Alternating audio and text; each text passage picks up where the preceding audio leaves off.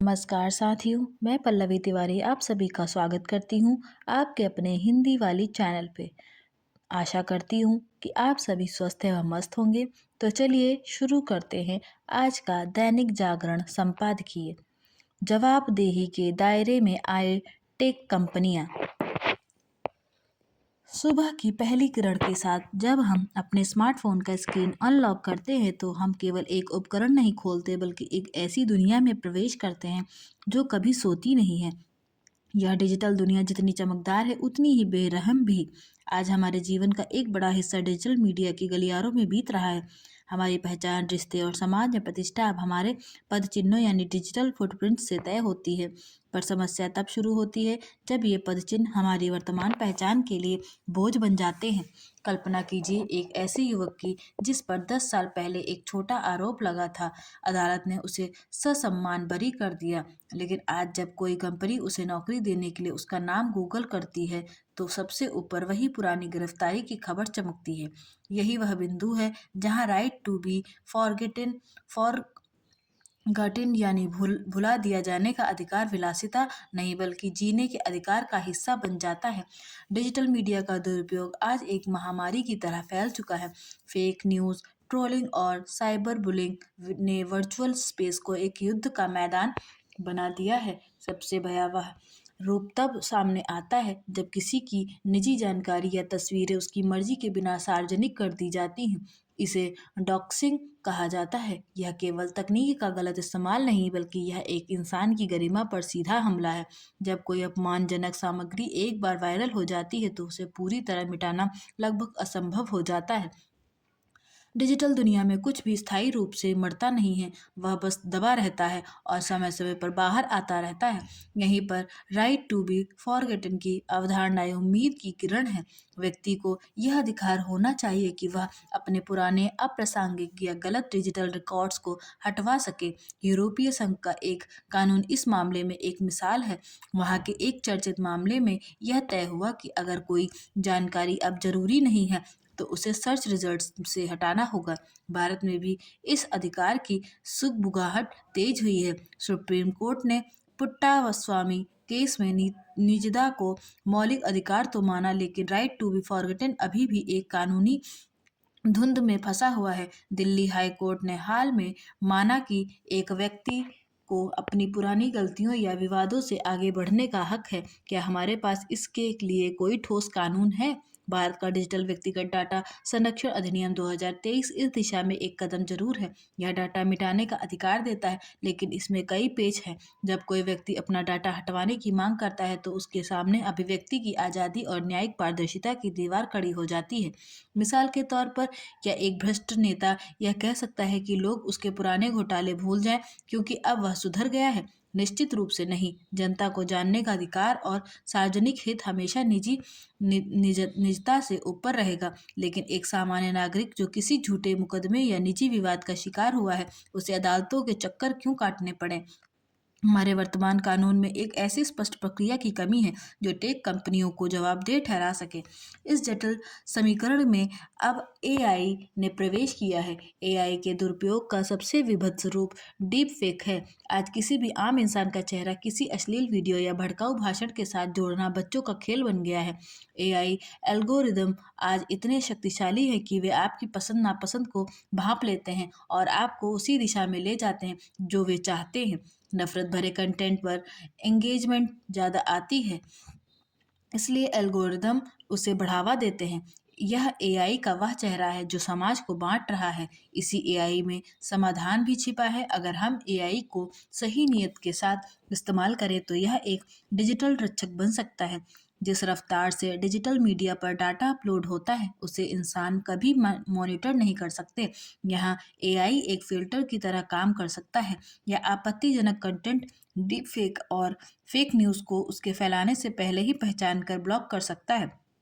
Right to be forgotten को लागू करने में एआई मददगार साबित हो सकता है, जरूरत एक ऐसी नीति की है जो टेक कंपनियों को बाध्य करे कि वे अपने एआई मॉडल्स को सुरक्षा और निजता के अनुकूल बनाएं। भारत को राइट टू बी फॉरगेटन के लिए एक सशक्त ढांचा तैयार करना होगा। यह केवल कागजी अधिकार न हो, एक ऐसी व्यवस्था हो जहां एक क्लिक पर पीड़ित की सुनवाई हो।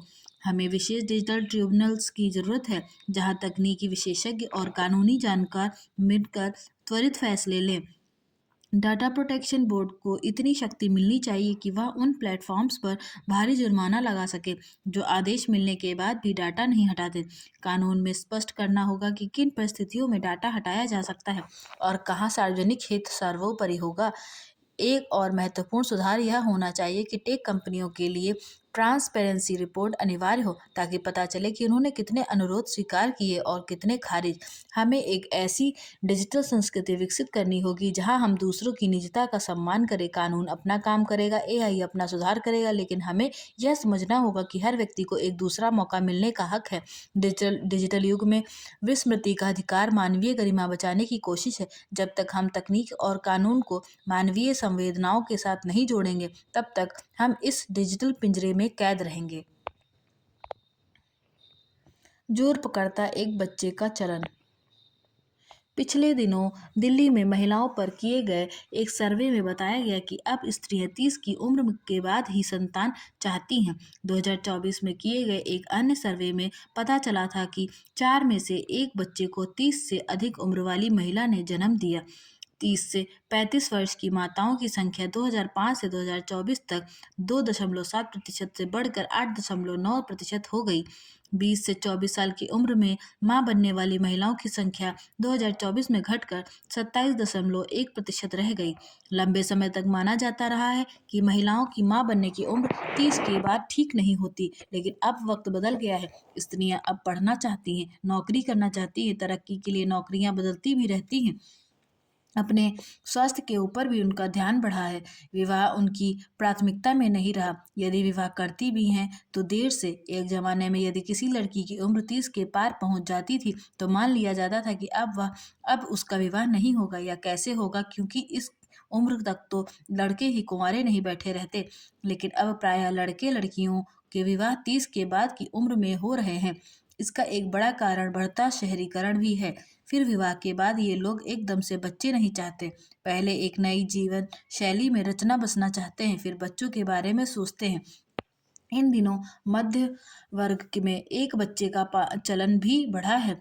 इसका कारण यह है कि इन दिनों बच्चे पालना महंगा है। यदि माता पिता दोनों भी कमाते हो तो बताया जाता है कि एक बच्चे की देखभाल, शिक्षा, दीक्षा में ही एक वेतन खर्च हो जाता है। एक बच्चे के बारे में पुरानी अवधारणा थी कि वह अपने को बहुत अकेला महसूस करता है, उसे जीवन भर इस साथीपन की कमी सालती है। अब यह भी नहीं रहा कि बेटी है तो बेटा जरूरी चाहिए। कुछ दिन पहले एक अखबार ने उन माता पिता से बातचीत की थी जिनके एक बेटा और एक बेटी है। उन अभिभावकों ने बताया था कि उनके एक बच्चे को कभी कोई समस्या नहीं हुई, बल्कि वे जीवन को जीना जल्दी सीख जाते हैं, अपना काम खुद करते हैं, अधिक अनुशासित होते हैं।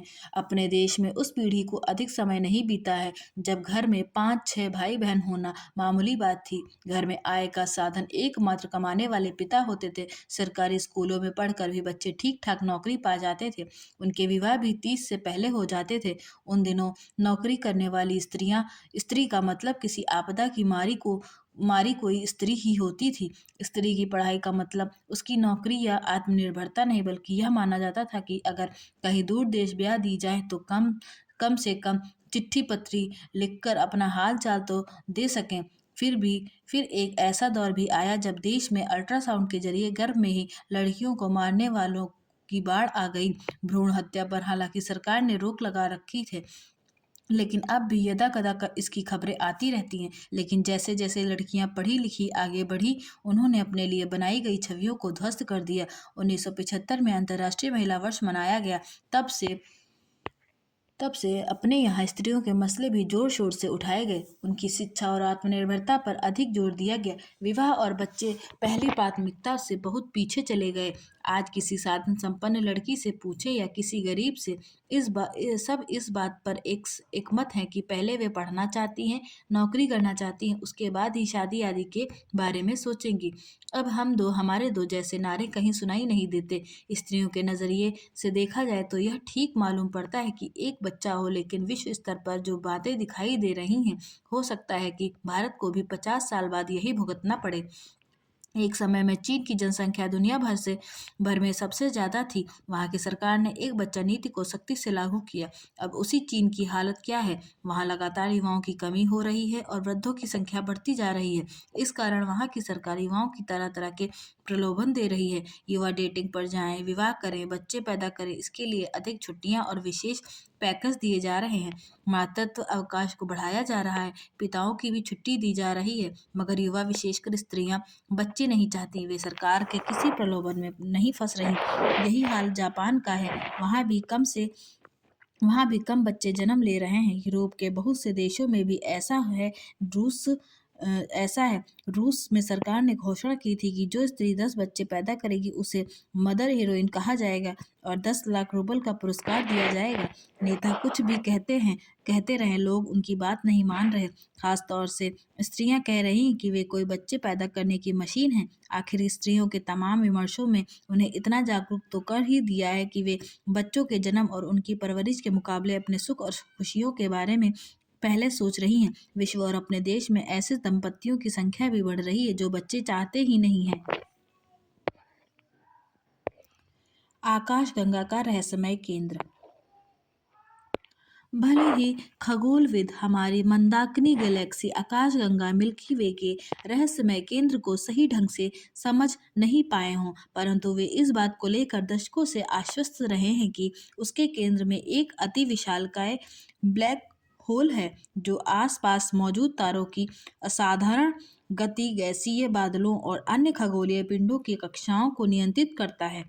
लेकिन हाल ही में monthly notices of the royal astronomical society में प्रकाशित अध्ययन इस स्थापित धारणा को चुनौती देता है, जो यह संभावना जताता है कि आकाशगंगा के केंद्र में मौजूद तीव्र गुरुत्वीय शक्तियों के पीछे कोई ब्लैक होल नहीं बल्कि डार्क मैटर का एक बेहद सघन और रहस्यमय रूप हो सकता है। ब्रह्मांड का अधिकांश हिस्सा डार्क मैटर के रूप में ऐसे पदार्थ से निर्मित है जिसे हम देख नहीं सकते। हालांकि इसके गुरुत्वीय प्रभाव को पूरे ब्रह्मांड में महसूस किया जा सकता है। नए अध्ययन में यह सुझाव दिया गया है कि यदि डार्क मैटर के कण एक खास ढंग से सघन होकर केंद्र में इकट्ठे हो तो वे बगैर किसी ब्लैक होल के वैसा ही गुरुत्वीय प्रभाव उत्पन्न कर सकते हैं।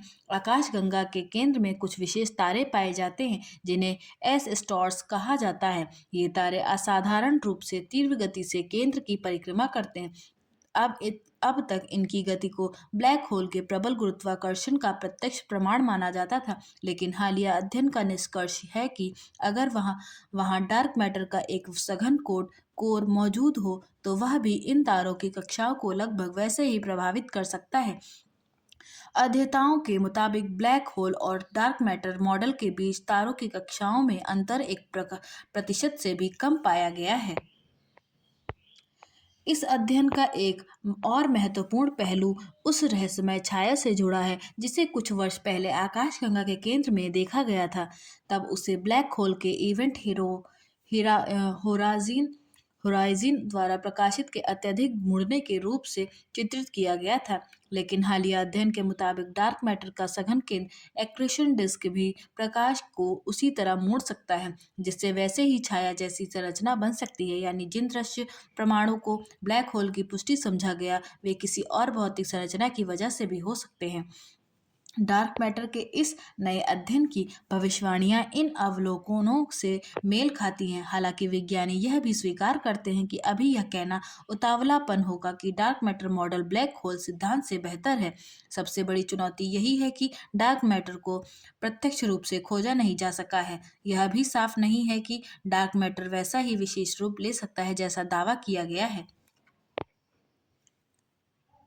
संसद में अराजकता। संसदीय मर्यादा की अनदेखी शीर्षक से प्रकाशित संपादकीय पढ़कर मन अत्यंत व्यथित, क्षुब्ध और आक्रोश से भर उठा।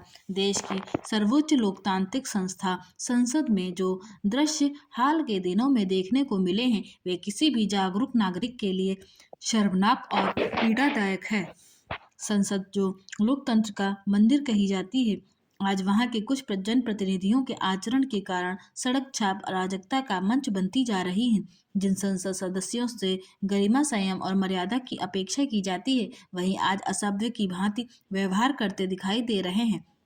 यह न केवल दुर्भाग्यपूर्ण है, बल्कि लोकतंत्र के आत्मा पर सीधा प्रहार भी है। विपक्ष, जिसे लोकतंत्र का प्रहरी और सरकार की जवाबदेही सुनिश्चित करने वाला स्तंभ माना जाता है, इस भूमिका में पूरी तरह विफल सिद्ध हुआ है। स्वस्थ आलोचना और तार्किक बहस के स्थान पर जिस प्रकार का असंयमित, अवशोभनीय और उग्र व्यवहार प्रदर्शित किया गया, वह किसी पढ़े लिखे जिम्मेदार जनप्रतिनिधि की नहीं, बल्कि एक अशिक्षित और उन्मादी भीड़ की मानसिकता को दर्शाता है। कुछ राजनीतिक दल सकारात्मक राजनीति और रचनात्मक विमर्श के बजाय निम्न स्तरीय हंगामे और सस्ती लोकप्रियता के माध्यम से सुर्खियों में बने रहना चाहते हैं। यह निंदनीय है। इस प्रकार की राजनीति न तो लोकतंत्र को मजबूत करती है और न ही जनता के विश्वास को बनाए रख सकती है। संसद गंभीर विचार विमर्श का मंच है, इसे समझना होगा। समय का सदुपयोग करें विद्यार्थी। जीवन का अंतिम लक्ष्य नहीं है परीक्षाएं। शीर्षक आलेख के तहत संजय कुमार ने विद्यार्थियों को यह सलाह दी है कि परीक्षाओं को बोझ न समझें। यह ठीक है कि परीक्षाएं जीवन का अंतिम लक्ष्य नहीं है, लेकिन विद्यार्थियों को यह समझना जरूरी है कि जीवन में करियर के लक्ष्य को हासिल करने के लिए विद्यार्थी जीवन में स्वर्णिम समय का सदुपयोग अवश्य करना चाहिए।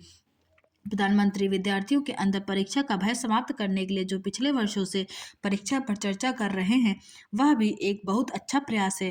परीक्षा पर चर्चा प्रधानमंत्री को ही नहीं, बल्कि अभिभावकों को अपने बच्चों के साथ और शिक्षकों को अपने सभी विद्यार्थियों के साथ करनी चाहिए, क्योंकि यह बच्चों की परीक्षा के डर को दूर करने के लिए बहुत जरूरी है। मौजूदा दौर में विद्यार्थियों को परीक्षा की तैयारी करने के इतने साधन उपलब्ध हैं कि उन्हें परीक्षा का तनाव लेने की बिल्कुल जरूरत नहीं है। अभ्यास, मेहनत और लगन से की गई परीक्षा की तैयारी अवश्य सफलता दिलाती है। समय का सदुपयोग करना चाहिए, नहीं तो चिड़िया के खेत चुगने के बाद पछताना बेकार होता है। जो समय का उचित प्रयोग नहीं करते या पढ़ाई के समय को व्यर्थ गंवा देते हैं, वे जीवन में हमेशा भटकते ही रह जाते हैं। लिहाजा परीक्षा के समय भ्रमित नहीं होना चाहिए। टेक्नोलॉजी के गुलाम। गाजियाबाद में एक परिवार की 3 किशोर बहनों का कोरियन गेम से आकर्षित होकर आत्महत्या करना बेहद संगीन मामला है। आखिर क्या कारण है कि किशोर वर्ग का रुझान मोबाइल और ऑनलाइन गेम्स की तरफ दिन ब दिन अत्यधिक होता जा रहा है? सच तो यह है कि आजकल अभिभावक बच्चों को समय नहीं देते, जिससे बच्चों में अकेलेपन की प्रवृत्ति बढ़ रही है। बच्चे वर्चुअल वर्ल्ड में गुम होते जा रहे हैं। ऑनलाइन गेम्स की सनक उन्हें आर्टिफिशियल इंटेलिजेंस का इस कदर गुलाम बनाती जा रही है कि वह उसकी सब हिदायतें मानते हैं और गलत कदम उठाकर अपनी ज़िंदगी ख़त्म कर लेते हैं। किशोरावस्था चंचल होती है और किशोर कई शारीरिक और हार्मोनल बदलावों से गुजर रहे होते हैं। ऐसे में अभिभावकों की यह जिम्मेदारी बनती है कि वे उन्हें समझें, उनका सही मार्गदर्शन करें और उनके साथ समय बिताएं, उनके मन के भावों को समझने की कोशिश करें। गड्ढों में गिरी व्यवस्था। नोएडा में एक कार सवार इंजीनियर की गड्ढे में गिरने से मौत का मामला भी शांत नहीं हुआ था कि दिल्ली में एक बाइक सवार युवक की गड्ढे में गिरकर मौत हो गई। यह गड्ढा दिल्ली जल बोर्ड की ओर से खोदा गया था। नोएडा की तरह दिल्ली के इस गड्ढे के पास भी न तो कोई बैरिकेडिंग थी और न ही किसी तरह का चेतावनी बोर्ड। इसका मतलब है कि नोएडा की घटना के बाद भी उससे सटी दिल्ली में कोई सबक नहीं सीखा गया। दिल्ली की घटना पर नोएडा की तरह कुछ अधिकारियों को निलंबित कर दिया गया है और मामले की जांच के आदेश भी दे दिए गए हैं। कुछ भी किया जाए, काल के गाल में समा गए युवक की जिंदगी लौटने वाली नहीं। इस युवक की मौत का हादसा कहना घटना की गंभीरता को कम करना होगा। यह हादसा नहीं, एक हत्यारी लापरवाही है। नोएडा और दिल्ली जैसी घटनाएं अपवाद नहीं, अपने देश में ऐसी घटनाएं रह रहकर घटती ही रहती हैं। लोग सड़क किनारे खोदे गए गड्ढों या फिर टूटी सड़कों से गिरकर मरते ही रहते हैं। बहुत सी जानलेवा घटनाएं इसलिए होती हैं कि जोखिम भरे स्थान अंधेरे में डूबे होते हैं और वहां लोगों को सावधान करने वाले कोई संकेत भी नहीं होते। जब देश की राजधानी और उससे लगे क्षेत्रों में यह हाल है, तब फिर दूर दराज के शहरों में कितनी चौकसी बरती जाती होगी, इसका अनुमान सहज ही लगाया जा सकता है। बड़े शहरों में तो व्यवस्था में नकारापन और संवेदनहीनता से होने वाली मौतें फिर भी चर्चा चर्चा में आ जाती हैं और दिखावटी ही सही कोई कार्रवाई भी हो जाती है, लेकिन छोटे शहरों में किसी के कान पर जू भी नहीं रेंगती। अपने यहाँ सड़क, बिजली, पानी उपलब्ध कराने और मार्ग प्रकाश, यातायात आदि की देखभाल करने वाली एजेंसियों की लापरवाही के कारण प्रतिवर्ष न जाने कितने लोग जान गंवाते हैं। आमतौर पर ऐसी मौतों को दुर्घटना करार दिया जाता है और जो लोग अपने स्वजन खोते हैं वे उसे निधि विधि का विधान मान लेते हैं। लेकिन सच यह है कि नोएडा और दिल्ली सरीखी जानलेवा घटनाएं इसलिए होती रहती हैं क्योंकि लोगों की मौतों के लिए जवाबदेह कर्मचारी और अधिकारी कभी कठोर दंड के भागीदार नहीं बनते। वे अधिक से अधिक निलंबित होते हैं। सब जानते हैं कि निलंबन कोई सजा नहीं होती और बर्खास्तगी जैसी कोई कठोर कार्यवाही कठिनाई से ही होती है। जिम्मेदार विभागों पर भारी भरकम जुर्माना भी नहीं लगाया जाता, इसी कारण कोई चेतता नहीं। नतीजा यह है कि घटिया, बेतरतीब और समय खपाऊ निर्माण होता रहता है जो प्रायः जोखिम को नियंत्रण देता है। यह शर्मनाक स्थिति केवल विकसित भारत के नारे को मुंह ही नहीं चिढ़ाती बल्कि शासन प्रशासन के गड्ढों में धंसे होने को भी बयां करती है। सौर ऊर्जा में छलांग। सौर ऊर्जा के उपयोग में उत्तराखंड ने पिछले 1 वर्ष में 6 गुना लंबी छलांग लगाई है। घरों की छत पर सौर ऊर्जा संयंत्र लगाकर विद्युत उत्पादन के मामले में उत्तराखंड देश के 26 राज्यों को पीछे छोड़ते हुए शीर्ष 10 में पहुंच गया है। इस पर्वतीय राज्य में पीएम सूर्य घर योजना के तहत अभी तक घरों की छत पर 63,000 से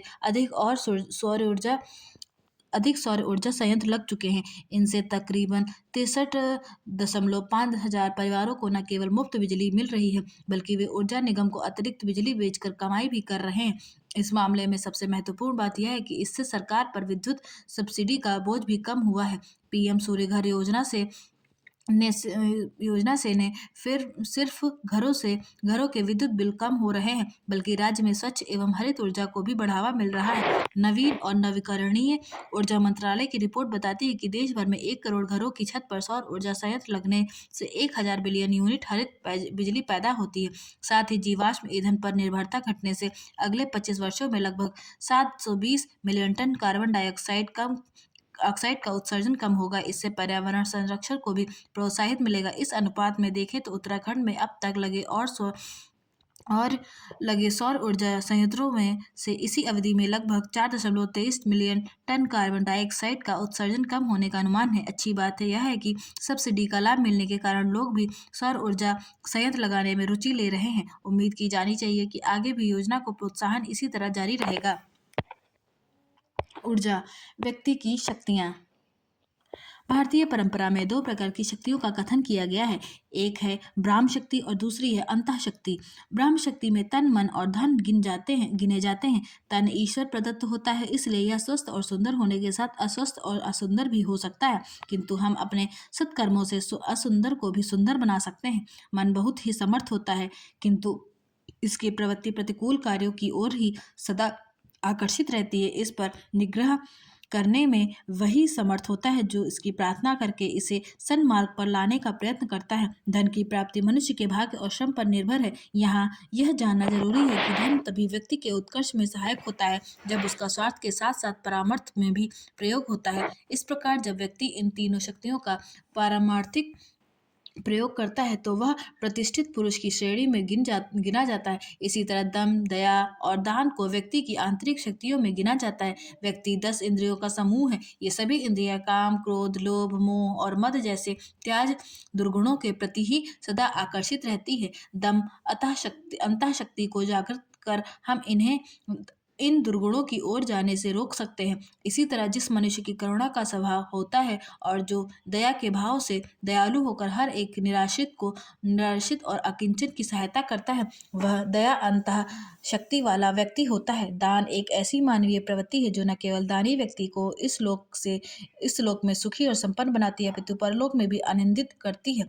श्रीमद् भागवत पुराण में कहा गया है कि जो कोई धर्म के लिए, अर्थार्जन के लिए, कामनाओं की पूर्ति हेतु तथा अपने स्वजनों के लिए धन व्यय करता है वह उभय लोक में सुख का भागी बनता है।